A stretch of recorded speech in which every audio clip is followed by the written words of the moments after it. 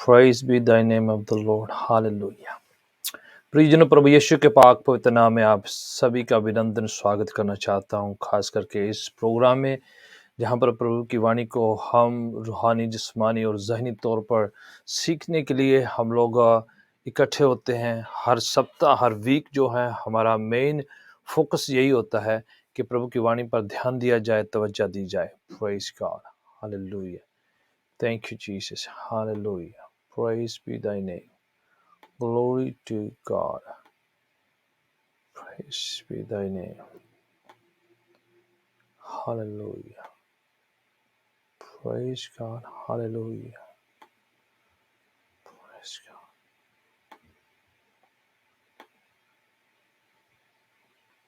Amen. Thank you Jesus, thank you Lord. फिर जो आप मुझे देख सक रहे हैं, वॉच कर सक रहे हैं, क्योंकि स्क्रीन पर मुझे फ्रीज हुई दिखाई दे रही है।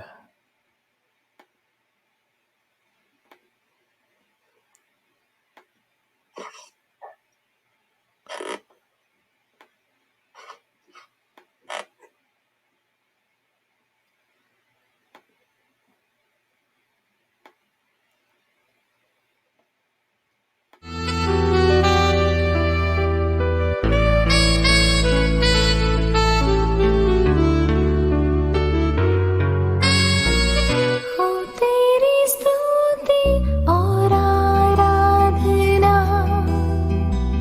करता हूँ मैं तुझसे ये प्रार्थना, महिमा से तेरी तू इस जगह को भर, जो भी तू चाहे तू यहाँ पर कर।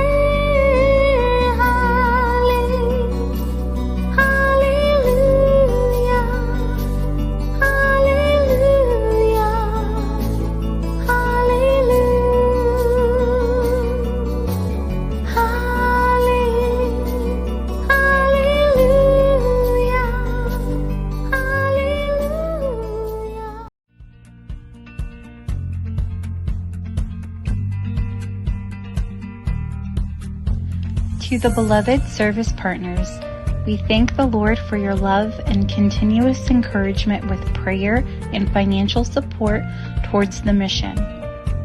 You have stood with us from the first day until now so that we are able to complete the work that God has entrusted to us. The spreading of the gospel to the countries of the 1040 window, which includes Africa, India, and China. In the upcoming days, we will be bringing awareness of suffering for the sake of evangelism. Now, we are working on discipleship projects to record programs in 8 Indian languages. We are also making progress in technology and performance so that all of the channels of the Aramaic Broadcasting Network will be on the iCloud. प्रियजनों, प्रभु यीशु के पाक पवित्र नाम में आप सभी का अभिनंदन स्वागत। रूह की खुराक प्रोग्राम में वंस अगेन हम सबके लिए बड़ी ही खुशी हर्ष की बात है कि हम मिलकर परमेश्वर की वाणी का अध्ययन करने जा रहे हैं, सीखने चले जा रहे हैं।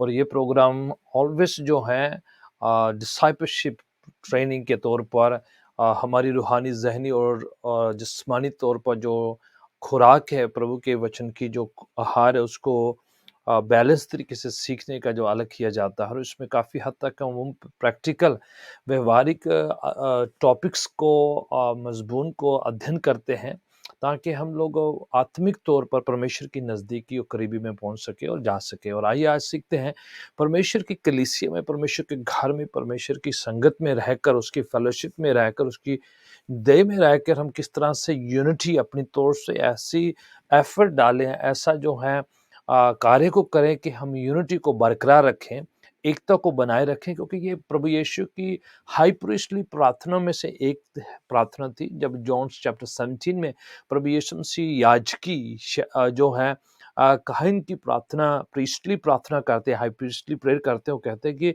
मैं प्रार्थना करता हूँ कि जिस तरह मैं और पिता एक है, उस तरीके से शागिर्द, उस तरीके से कलीसिया जो है वो यूनिटी में, एकता में रहें। तो प्रभु यीशु मसीह की ये एक खास प्रार्थना रही है, एक मनसा रही, उनकी इच्छा रही है कि कलीसिया यूनिटी में वननेस जो है एक साथ रहें। तो ये जो है एवरी बिलीवर का अपना किरदार है, अपना हिस्सा होता है कि किस तरह से हम इस यूनिटी को बरकरार रखें, कायम रखें। संत पौलुस जब कलीसिया की बात करते हैं तो वो इसी तरीके से बताते हैं कि कलीसिया परमेश्वर प्रभु यीशु की देह है, उसका शरीर है और हम सब जो हैं अलग-अलग उस बदन का हिस्सा हैं, अंग हैं। तो इसलिए कोई इस बात पर ना सोचे कि स्वयं कोई एक ख़ास शख्स ही जो है मेन महत्वपूर्ण है, बल्कि इस बात को वहाँ पर उस जो इलस्ट्रेशन में बताया जा रहा है कि हर शख्स का, हर व्यक्ति का कलीसिया में एक किरदार है, एक हिस्सा है, एक अपना कार्य है और हर व्यक्ति को अपना-अपना रोल अदा करना है, अपनी अभिनय निभानी है, तब जाके पूरी देव जो है तरक्की, उन्नति करती है, परमेश्वर प्रभु यीशु की नज़दीकी में आगे बढ़ती है। अगर एक हिस्सा ना काम करे या एक हिस्सा कमज़ोर होता है, तो पूरे शरीर को उसका असर पड़ता है। उस तरीके से ये बात याद दिलाई जा रही है कि कोई शख्स अपने बारे में ज़्यादा ना सोचे जाए या दूसरे के बारे में तुच्छ या हीन भावना ना रखे, क्योंकि हम मिलकर प्रभु यीशु की देह हैं। हम स्वयं अपने आप को ज़्यादा महत्व देंगे तो उससे जो है दूसरे हिस्से में जो है इम्पोर्टेंस कम होता है और उससे परमेश्वर को जलाल जो है नहीं मिलता। प्रभु यीशु की योजना और इच्छा, प्रार्थना यही रही है कि कलीसिया एक हो, एक मन हो और एक तरीके से यूनिटी में रहे।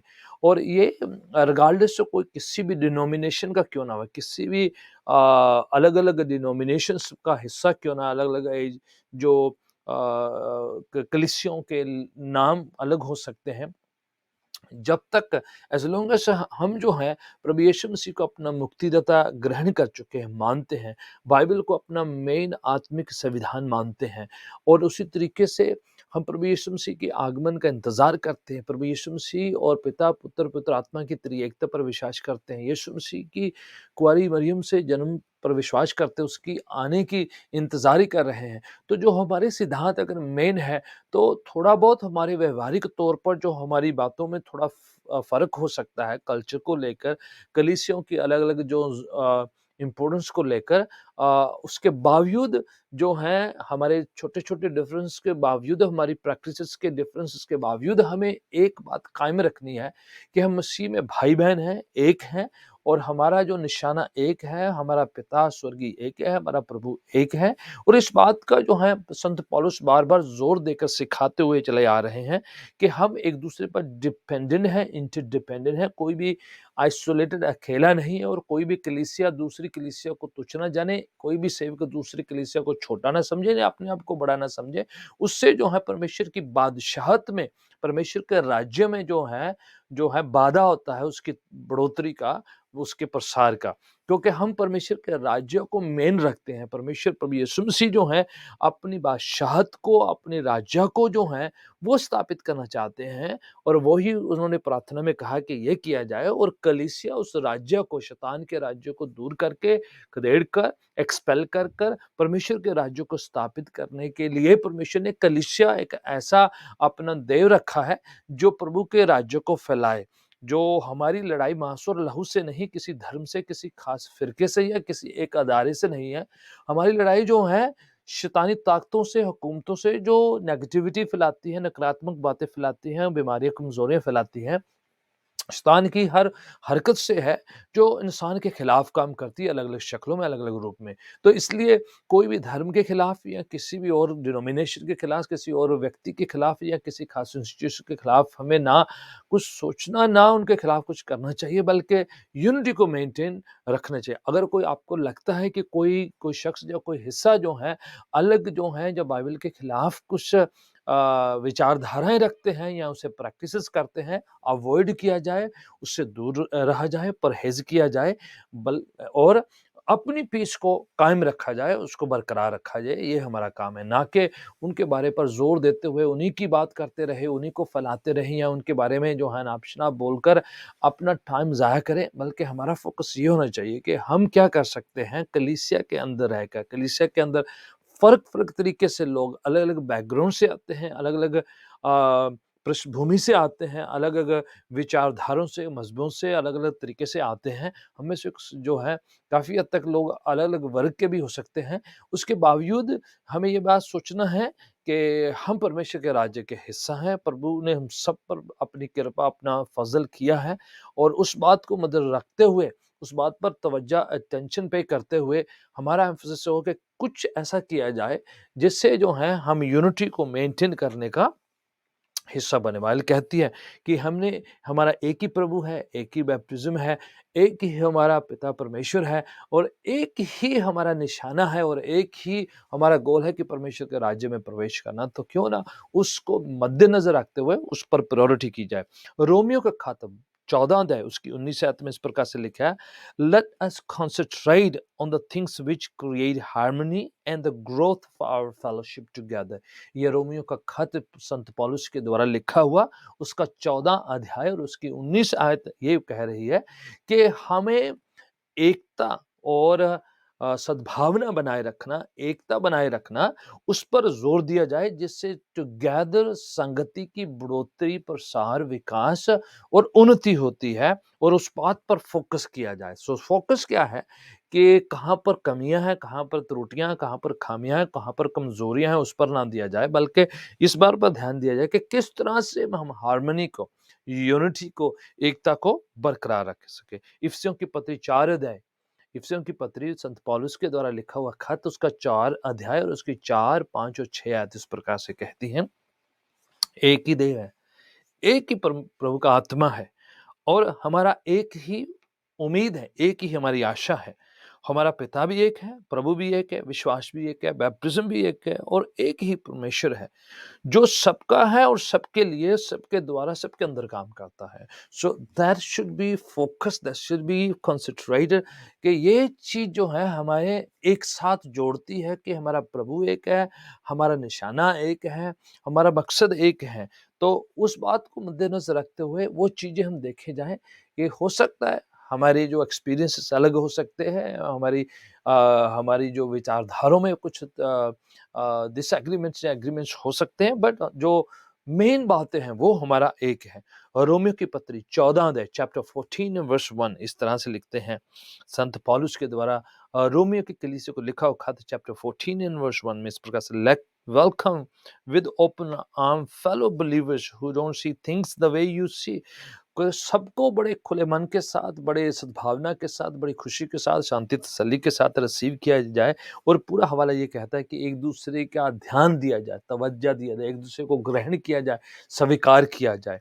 तो फिर से जो है हम सब पर जो है ये पासबान का सिर्फ काम नहीं है, कलीसिया के अगुओं का ही सिर्फ काम नहीं है, पूरी कलीसिया का मिलकर टुगेदर एफर्ट है, टुगेदर एक ऐसा है ताकि यूनिटी दिखाने से हम बाहरी जो लोग हैं जो कलीसिया के अंदर अभी नहीं हैं, उनको एक मिसाल पेश करते हैं, उनके सामने हम परमेश्वर के राज्य की तस्वीर पेश करते हैं, उनके लिए एक शांति का संदेश भेजते हैं कि यहाँ पर सुकूनियत है, शांति है, एकता है, और वो एक मैसेज भेजते हैं। इफिसियों की पत्री 4 अध्याय और उसकी 3री पंक्ति, पौलुस के द्वारा लिखा हुआ खत इफिसियों के नाम 4 अध्याय उसकी 3री पंक्ति इस प्रकार से कहती है, make every effort to keep the unity of the spirit, bind yourself together by living in peace with each other. इस तरह से फिर से लिखा है कि हर तरीके से प्रयत्न किया जाए, कोशिश किया जाए, प्रयास किए जाए कि आत्मा की रूह की यूनिटी, देखे देखने में लाइक्स एंड डिसलाइक्स में फर्क हो सकते हैं, पर रूह एक है, हमारा पवित्र आत्मा एक है, प्रभु यीशु एक है, निशाना एक है, स्वर्ग एक है जहां पर हम जाने का प्लान है, जहां पर जाने की पूरी दौड़ है हमारी यीशु के पीछे चलने के द्वारा से।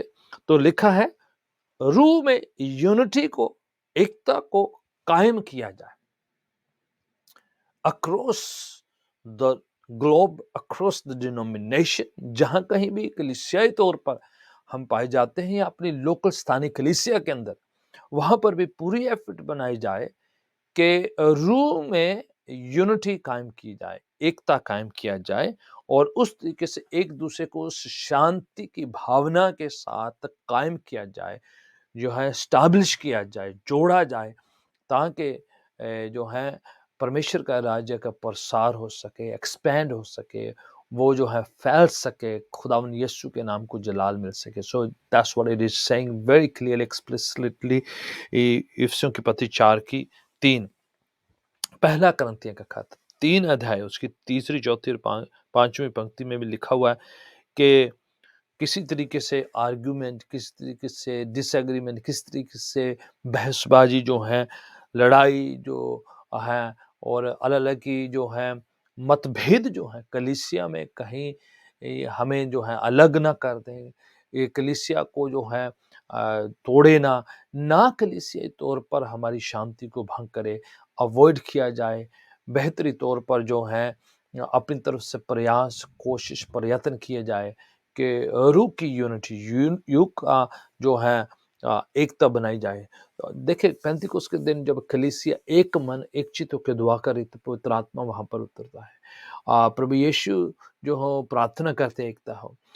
ज़बूर में लिखा है, कितनी मनोहर बात है कि भाई लोग आपस में एकता में रह के जो है परमेश्वर की आराधना स्तुति करे, परमेश्वर में बने रहे, बरकरार रहे, और ऐसी जगहों पर परमेश्वर जो है बरकतों को हुक्म देता है कि वहां पर ठहरी रहे। पहाड़ी उपदेश में मत्ती की इंजील उसके चैप्टर 5 में प्रभु यीशु कहते हैं, धन्य वो जो मेल कराते हैं, सुलह कराते हैं, जो पीस कायम करते हैं। सो दर्स सब वर्सेस जो हमें मजबूर करते हैं, विवश करते हैं, हमारी ड्यूटी लगा देते हैं, हमारा फर्ज हमें याद दिलाते हैं कि इंडिविजुअली तौर पर, कलीसियाई तौर पर हर शख्स का ये फर्ज बनता है कि यूनिटी को, एकता को, पीस को बनाए रखना, रूह की पीस को बनाए रखना। हम जॉन्स गॉस्पेल चैप्टर 18:36, यूहन्ना की इंजील उसका 18 अध्याय 36 आयत में इस प्रकार से यीशु मसीह कहते हैं, मेरा राज्य इस दुनिया का नहीं, इस संसार का नहीं है। John's gospel chapter 18 and verse 36, if it were so my servant would fight, अगर इस दुनिया का मेरा राज्य होता तो मेरे सेवक आपस में लड़ाइयाँ करते। तो प्रभु यीशु क्या कह रहे हैं, मेरा राज्य इस संसार का नहीं, इसलिए इधर लड़ाई नहीं होना है, आपस में जो बहसबाजी करके दंगे फसाद नहीं होना है। कलीसिया में ये भाता नहीं, कलीसिया में एक्सपेक्ट नहीं किया जाए, कलीसिया को मना किया गया कि ऐसा ना हो।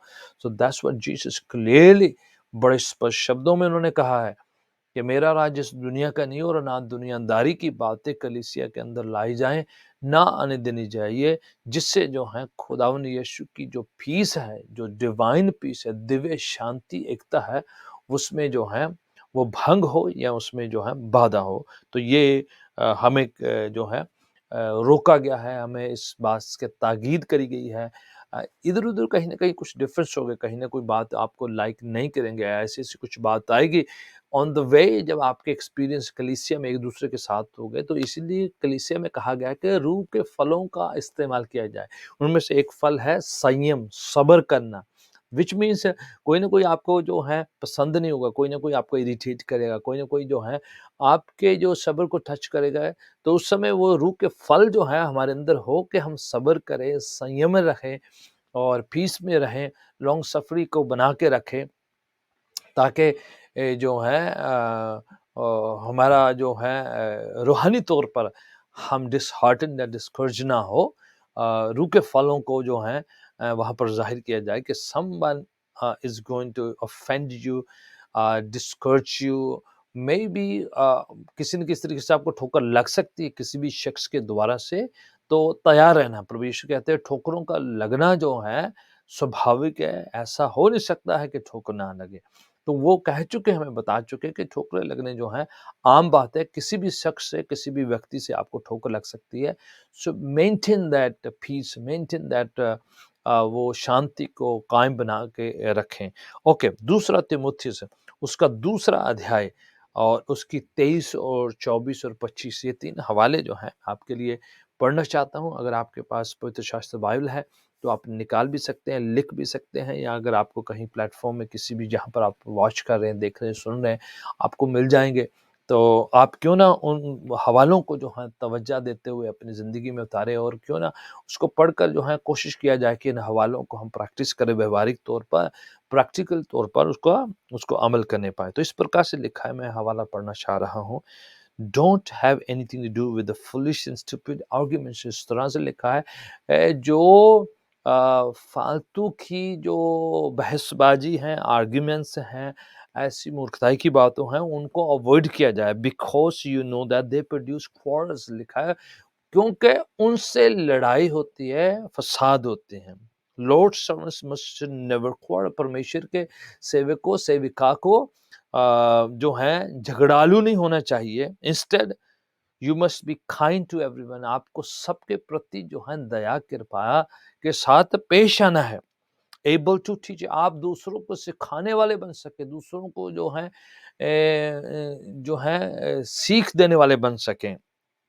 एंड पेशेंस विद एवरीवन, और सबके साथ जो है सब्र संयम से पेश आए। You must be humble gently teaching those who oppose the truth, जो परमेश्वर के वचन की सच्चाई का विरोध करते हैं उनके साथ भी बड़े नम्रताई के साथ, बड़ी हलीमी के साथ पेश आया जाए। तो even that one has been clearly said कि even those who come against you, उनके प्रति भी नम्रताई के साथ पेश आया जाए।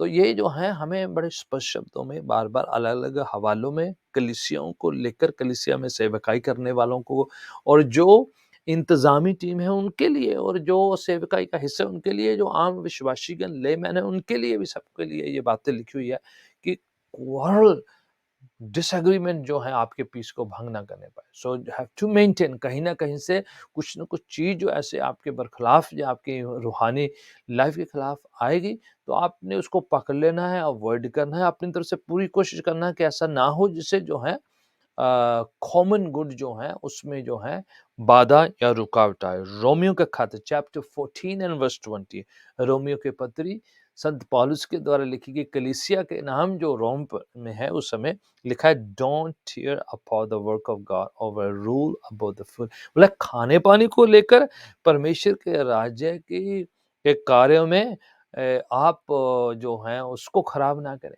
जस्ट फॉर द फूड सेक। लिखा है जस्ट खाने पानी को लेकर परमेश्वर के राज्य के कार्यों में बाधा ना आए, उसमें कोई रुकावट ना आ जाए, ध्यान दीजिएगा। सो दिस इज कॉमन, उस समय पहली सेंचुरी में कलीसिया में होता था, तो इसलिए आज भी ऐसा हो सकता है। जस्ट खाने पानी को लेकर, जस्ट भोजन को लेकर, जस्ट लंगर को लेकर, किसी भी खाने वाली वस्तु को लेकर जो है हो सकता है, तो उस समय पहली कलीसिया के टाइम भी लिखा गया था। तो ये multiple time acts of apostles में भी लिखा है, चैप्टर 7 में भी लिखा है, भोजन को लेकर थोड़ा मतभेद होता था। तो ये ऑनगोइंग प्रॉब्लम है ह्यूमन जाति की, कोई खास एक वर्ग के लोगों की नहीं, कि सब तरह के सब कल्चर में जो है आम है।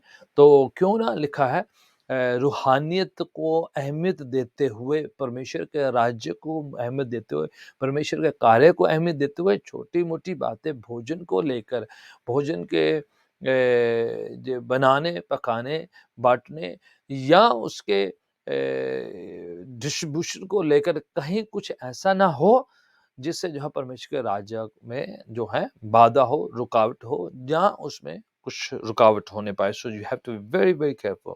क्यों ये बात इसलिए है कि सब लोग जो हैं उनमें कहीं ना कहीं कोई कमी घटी होती है, कमजोरियां होती हैं। वाणी कहती है जबूर 119 एंड वर्स 96, 119 जबूर उसका 96 में लिखा है, सिर्फ परमेश्वर और उसका वचन ही कामिल सिद्ध संपूर्ण है। विच मीन्स परमेश्वर और उसके वचन को छोड़कर एवरीथिंग एल्स इम्परफेक्ट है। हर व्यक्ति जो कलीसिया के अंदर है उसमें वो कामिल नहीं है, वो सिद्ध नहीं है, कमियां हैं, कमजोरियां हैं, त्रुटियां हैं, खामियां हैं, कहीं ना कहीं कुछ रुकावट है। सो एवरीवन, हर शख्स जो हर कलीसिया में पवित्र, नई पुरानी, बड़ी ग्रोथ पाने वाली, वचन सीखी, सबके अंदर ऐसा है।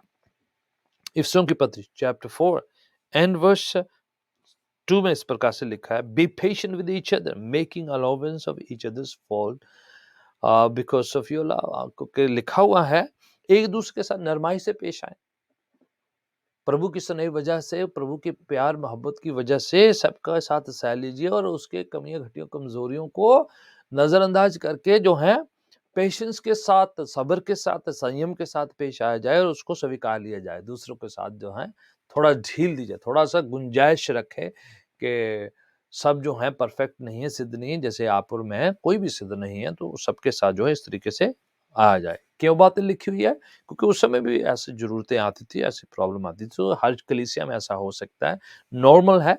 So have to focus the main thing, prioritize करना है। सीक फर्स्ट द किंगडम, परमेश्वर के राज्य को पहले लिखा है, बाकी सब चीज़ें बोले हो जाएँगी। Seek first the kingdom of God and his righteousness, पहले उसके धर्म और राज्य की खोज करो, बाकी सब चीज़ें अपने आप जो है मिल जाएँगी, अलाइन हो जाएँगी, प्रॉपर सेट हो जाएँगी। पर पहला काम जो है परमेश्वर के राज्य को प्रायोरिटी या पहला स्थान या प्राथमिकता दी जानी चाहिए। Okay, alright.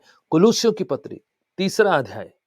कुलुस्सियों की पत्री संत पौलुस के द्वारा लिखा हुआ खत, तीसरा चैप्टर, उसकी 14 आयत में, most of all let your love guide your life, प्यार से खुदा का मोहब्बत जो है आपकी जिंदगी की रहनुमाई करे, अगुवाई करे, for then the whole church will stay together in the perfect time. ऐसा करने से पूरी कलीसिया, पूरी संगत जो है परमेश्वर के राज्य के लिए एकता में बनी रहेगी, टिकी रहेगी, फोकस रहेगी। मैं पैराफ्रेज करके अपने शब्दों में बताया है, but that's what it says, the whole church will stay in together in the perfect harmony। फिर सिद्ध एकता में कलीसिया बनी रहेगी अगर प्रायोरिटी क्या रहेगी, परमेश्वर का प्यार अगर हमें गाइड करेगा, तो फिर हम दूसरे व्यक्ति की कमियों को नहीं, बल्कि परमेश्वर के प्यार को फोकस करते हुए कि whatever is happening, जो कुछ भी कोई शख्स कर रहा है, जो उसे जो है गुंजाइश दो, जो उसे उसके साथ रायत करो, उसके साथ जो है इजी करके पेश आ जाए।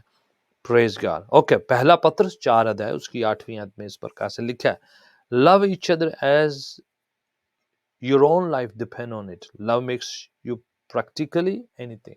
देखा है, स्नेह से, प्यार से एक दूसरे के साथ पेश आया जाए, क्योंकि इस तरह से किया जाए कि जैसे आपको खुदावन के प्यार की जरूरत है, उसके पेशेंस की जरूरत है, उस तरीके से सबको उस तरीके से रिसीव किया जाए, ग्रहण किया जाए।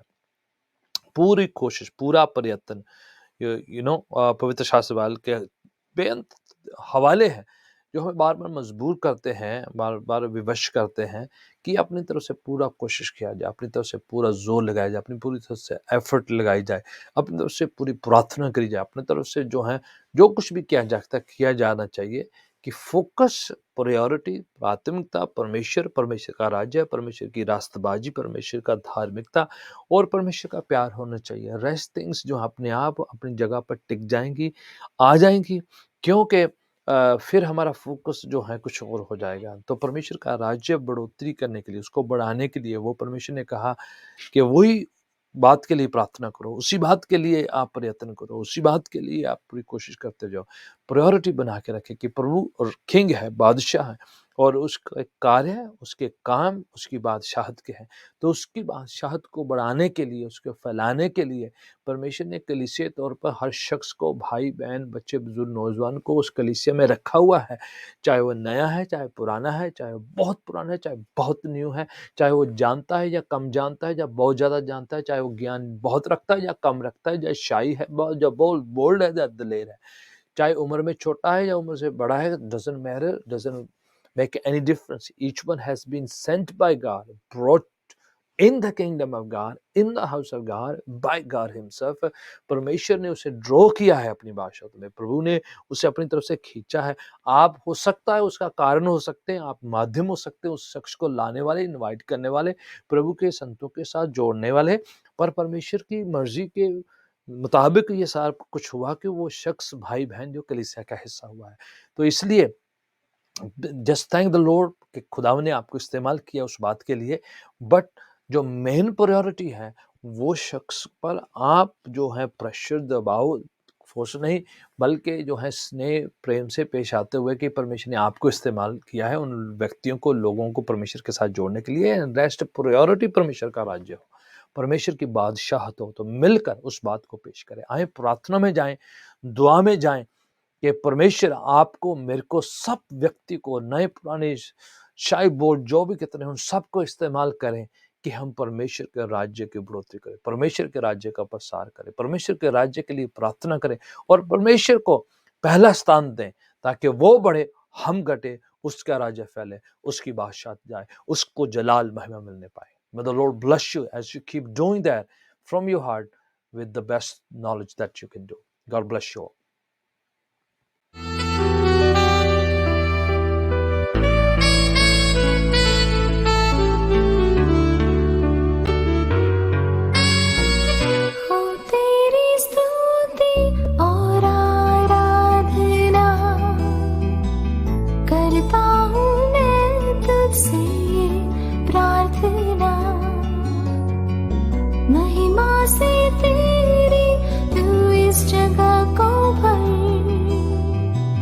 जो भी दिल चाहे